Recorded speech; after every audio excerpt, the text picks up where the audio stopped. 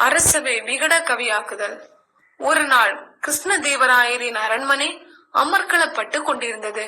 அறிஞர் பெருமக்களும் மற்றவர்களும் மண்டபத்தில் கூடியிருந்தனர். தெனாலிராமனும் ஓர் ஆசனத்தில் அமர்ந்தான். மன்னர் கிருஷ்ணதேவராயர் வந்தவுடன் சபை கூடியது. வேறூரில் இருந்து வந்த தத்துவ ஞானிகளை பார்த்து விழாவை தொடங்கி வைத்து விவாத மன்றத்தை ஆரம்பிக்க சொன்னார். தத்துவ ஞானி இறுதியில் மாய தத்துவம் பற்றி பேசினார். அதாவது நாம் கண்ணில் காண்பது மாயை, உண்பது மாயை என்று சொன்னார். தெனாலிராமன் எழுந்து நின்று, ஐயா, நாம் உண்பதற்கும் உண்பதாக நினைப்பதற்கும் வித்தியாசமே இல்லையா என்றார். வித்தியாசம் இல்லை என்றார். அதை சோதிக்க தெனாலிராமன் அரசரிடம் விருந்துக்கு ஏற்பாடு செய்ய சொன்னார். விருந்தும் ஏற்பாடு ஆயிற்று. அனைவரும் பந்தியில் அமர்ந்து சாப்பிட தொடங்கினார்கள். தத்துவ ஞானிக்கு உணவு பரிமாறியும் சாப்பிடக்கூடாது என கட்டளையிட்டனர். தத்துவ ஞானி தன் தவற்றை உணர்ந்தார்.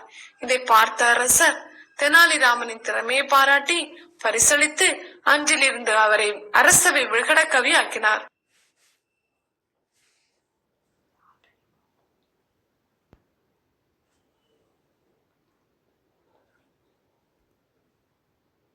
கத்தரிக்காய் திருடு போதல். ஒரு முறை தெனாலிராமனுக்கு கத்தரிக்காய் சாப்பிட வேண்டும் என்று அதீத விருப்பம் ஏற்பட்டது. அரண்மனை தோட்டத்தில் பிஞ்சு கத்தரிக்காய் அதிகமாக விளைந்திருப்பதை கேள்விப்பட்டார். ஆனால் அது அரசாங்கத்துக்கு சொந்தமானது, நாம் உபயோகிக்க கூடாது. என்ன செய்வது? என்னவென்றாலும் இன்று கத்தரிக்காய் சாப்பிட்டே தீருவது என்று தீர்மானித்த தெனாலிராமன் ஒரு ஆலோசனை செய்தார். காவலாளிக்கு தெரியாமல் கத்தரிக்காய் அனைத்தையும் சத்தமில்லாமல் பறித்து கொண்டார். வீட்டுக்கு சென்று மனைவியிடம், இன்றைக்கு விதவிதமாய் கத்தரிக்காய் பதார்த்தம் செய் என்றார். தெனாலிராமன் கொண்டு வந்த கத்தரிக்காய் அரண்மனை தோட்டத்தில் இருந்து பறித்து வந்தது என்று தெரிந்ததும் தெனாலிராமனது மனைவி மிகவும் கலக்கமடைந்தார். தெனாலிராமன், நீ பயப்படாதே, எல்லாவற்றையும் நான் பார்த்துக் கொள்கிறேன், நீ சமைத்து வை என்றார். அவரது மனைவியும் மறுபேச்சு பேசாமல் கத்திரிக்காய் குழம்பு, கத்திரிக்காய் கூட்டு என்று விதவிதமாக செய்து வைத்தார். இருவரும் சாப்பிட தயாரானார்கள். தெனாலிராமன் தனது மகனை எங்கே என்று கேட்டார். அவன் வெளித்திணையில் படுத்து உறங்கிக் கொண்டிருப்பதை மனைவி தெரிவித்தார். உடனே தெனாலிராமனுக்கு ஒரு யோசனை தோன்றியது. அவர் ஒரு குடம் நிறைய தண்ணீரை கொண்டு வந்து திண்ணையில் படுத்திருந்த தனது மகன் மீது ஊற்றினார். பதறி எடுத்து எழுந்த மகனை பார்த்து, வெளியே மழை பெய்கிறது, உள்ளே போய் படுத்துக்கொள் என்று கூறினார். அரை தூக்கத்தில் இருந்த மகனும் அவர் சொன்னதை கேட்டவுடன் வேக வேகமாக வீட்டுக்குள் சென்றான். படுத்துறங்க போனவனை தெனாலிராமன் எழுப்பி, கத்தரிக்காய் சாப்பாடு ருசியாய் இருக்கிறது, சாப்பிட்டு விட்டு தூங்கு என்று கூறினார். அவன் தூக்க கலக்கத்தினுடனேயே நன்றாய் சாப்பிட்டான். பிறகு எல்லாரும் படுத்து நிம்மதியாய் தூங்கினார்கள். மறுநாள் தெனாலிராமன் அரண்மனை தோட்டத்தில் கத்தரிக்காய் பறித்த விஷயம் எப்படியோ மன்னருக்கு தெரிந்து போனது. மன்னர் தெனாலிராமனை அழைத்து வர சொன்னார். நடக்க போவதை யூகித்துக் கொண்ட தெனாலிராமனும் மன்னர் முன் சென்று நின்றார். மன்னர் தெனாலியை பார்த்து கேட்டார், தெனாலிராமா, அரண்மனை தோட்டத்தில் கத்திரிக்காய் எல்லாம் காணாமல் போனது உனக்கு தெரியுமா என்றார். தெனாலிராமனோ எதுவும் அறியாதது போல, என்ன, அரண்மனை தோட்டத்து கத்திரிக்காய் காணாமல் போனதா என்றார். மன்னரோ விடுவதாயில்லை. ஒன்றும் அறியாதது போல் கேட்கிறாய் ராமா, நீதான் கத்திரிக்காய் அனைத்தை பறித்ததாக நான் கேள்விப்பட்டேன், உண்மையை ஒத்துக்கொள் என்றார்.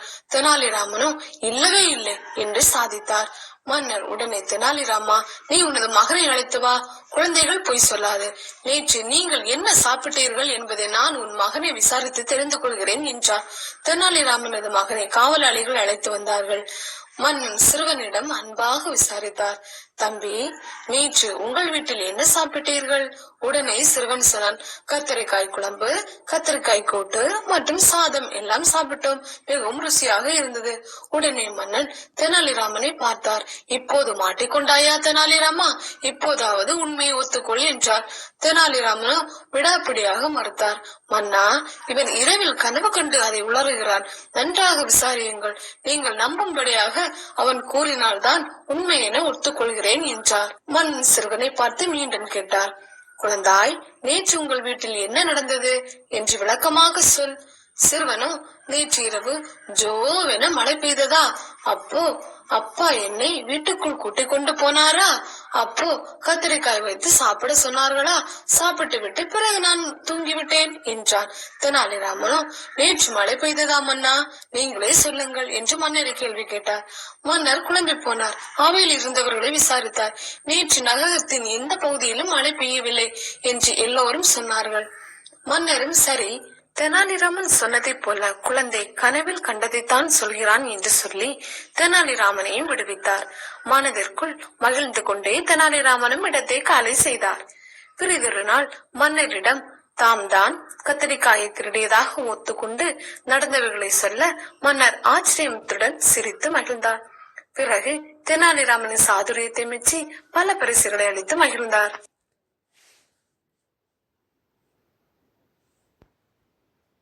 பிறந்த நாள் பரிசு. அன்று மன்னர் கிருஷ்ணதேவராயருக்கு பிறந்த நாள் விழா. நகரம் எல்லாம் கோலாகலமாய் இருந்தது. மக்கள் தங்கள் பிறந்த நாள் போல மன்னரின் பிறந்த நாளை மகிழ்ச்சியோடு கொண்டாடினார்கள். மறுநாள் சபையில் அரசருக்கு மரியாதை செலுத்துதல் நடந்தது. முதலில் வெளிநாடுகளிலிருந்து வந்த அரச பிரதானிகள் தங்கள் நாட்டு மன்னர்கள் அனுப்பிய பரிசுகளை தந்தனர்.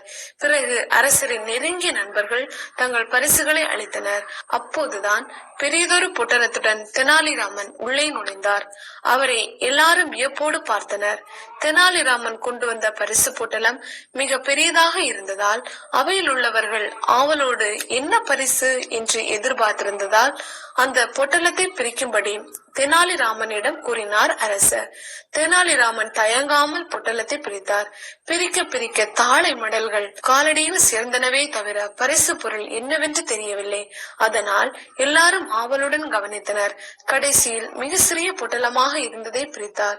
அதில் நன்றாக பழுத்து காய்ந்த புளியம்பழம் ஒன்று இருந்தது. அவையினர் கேலியாக சிரித்தனர். அரசர் கையமர்த்தி சிரிப்பை அடக்கியவுடன் தெனாலிராமன் கொடுத்த பரிசு சிறியதாக இருக்கலாம், அதற்கு அவர் தரும் விளக்கம் பெரியதாக இருக்கும் என்றார். உடனே ராமா, இந்த சிறிய பொருளை தேர்ந்தெடுத்ததன் காரணம் என்ன? அரசே, ஒரு நாட்டை ஆளும் மன்னர் எப்படி இருக்க வேண்டும் என்ற தத்துவத்தை விளக்கும் பழம் புளியும் பழம் ஒன்றுதான். மன்னராக இருப்பவர் உலகம் என்ற புளிய மரத்தில் காய்க்கும் பழத்தை போன்றவர். அவர் பழத்தின் சுவையை போல் இனிமையானவர் ஆகவும் அதே நேரத்தில் ஆசாபாசங்கள் என்னும் புளியம்பழ ஓட்டில் ஒட்டாமலும் இருக்க வேண்டும் என்றார். அதற்காகத்தான் இந்த புளியம்பழத்தை பரிசாக கொண்டு வந்தேன் என்றார். அவையினர் கைதட்டி ஆரவாரம் செய்தனர். மன்னர் எழுந்து தெனாலிராமனை தழுவி, ராமா, எனக்கு சரியான புத்தி புகட்டினாய். ஒரு பிறந்த நாள் விழாவிற்கு இத்தனை ஆடம்பரம் தேவையில்லை. இனி என் பிறந்த நாளன்று கோயில்களில் மட்டுமே அர்ச்சனை ஆராதனை செய்யப்பட வேண்டும். பணத்தை ஆடம்பரமாக செலவு செய்யக்கூடாது என உத்தரவிட்டார். அரசர் தனக்கு வந்த பரிசு பொருட்களில் விலை உயர்ந்தவற்றை எடுத்து தெனாலிராமனுக்கு பரிசாக தந்தார்.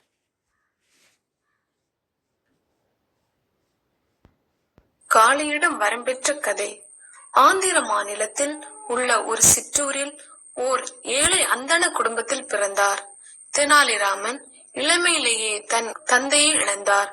அதனால் அவரும் அவனுடைய தாயாரும் தெனாலி என்னும் ஊரில் வசித்து வந்தனர்.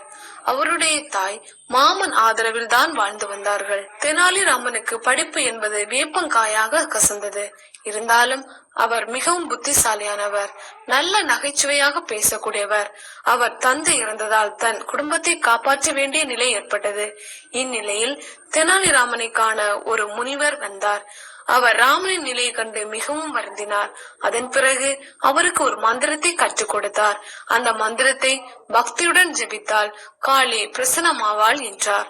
அதன்படியே ராமனும் கோவிலுக்கு சென்று தன் கண்களை மூடி முனிவர் சொன்ன மந்திரத்தை ஜெபிக்க தொடங்கினார். இரவு பகல் பாராமல் ஜெபித்ததால் உடனே காளி அவர் எதிரே தோன்றினாள். உனக்கு என்ன வேண்டும் என கோபமாக கேட்டாள் காளி. அவளை வணங்கி எழுந்த ராமன் கைகளை கூப்பி தொழுதவாறே கேட்டான். தாயே, என் வறுமை அகலும் வழியும் எனக்கு நல்லறிவும் தர வேண்டுகிறேன். உடனே காளி, உனக்கு பேராசைதான், கல்வியும் வேண்டும், செல்வமும் வேண்டுமா என்றாள். ஆமாம் தாயே, புகழிடையே கல்வி வேண்டும், வறுமை நீங்க பொருள் வேண்டும், இரண்டையும் தந்து அருள் செய்ய வேண்டும் தாயே என்றாள். பிறகு காளி 2 கிண்ணங்கள் பாலுடன் வந்தாள். அதை ராமனிடம் தந்தாள் காளி. ராமா, இந்த 2 கிண்ணங்களிலும் உள்ள பால் மிகவும் விசேஷமானது. ஆனால் நீ ஏதாவது ஒரு கிண்ணத்திலுள்ள பாலைத்தான் குடிக்க வேண்டும். உனக்கு எது மிகவும் தேவையோ அந்த பாலை மட்டும் குடி என்றாள் புன்னகையுடன். என்ன தாயே, நான் 2ஐயும் தானே கேட்டேன் என்றாள். நான் எதை அருந்துவது தெரியவில்லையே என்று சிறிது நேரம் யோசித்துவிட்டு பிறகு சட்டென்று இடது கரத்தில் இருந்த பாலை வலது கரத்தில் இருந்த கிண்ணத்தில் ஊற்றி அந்த கிண்ணத்து பாலை குடித்துவிட்டு சிரித்தான். காளி திகைத்து நின்றாள். நான் உன்னை ஒரு கிண்ணத்திலுள்ள பாலைத்தானே குடிக்க சொன்னேன். ஆம் தாயே, நானும் ஒரு கிண்ணத்து பாலைத்தானே குடித்தேன் என்றான். ஏன் இரண்டையும் ஒன்றாக கலந்தாய்? கலக்க கூடாது என்று நீ சொல்லவில்லையே தாயே என்றான். உடனே காளி மகிழ்ந்து ராமனுக்கு வரம் தந்தாள். ராமா, நீ புலவன் என்று பெயர் பெறாமல் விகடகவி என்று பெயர் பெறுவாய் என்று கூறி மறைந்தாள். ராமன் விகடகவி என்ற பெயரை திருப்பி படித்தாலும் விகடகவி என்றே வருகிறதே என்று மகிழ்ச்சி அடைந்தான்.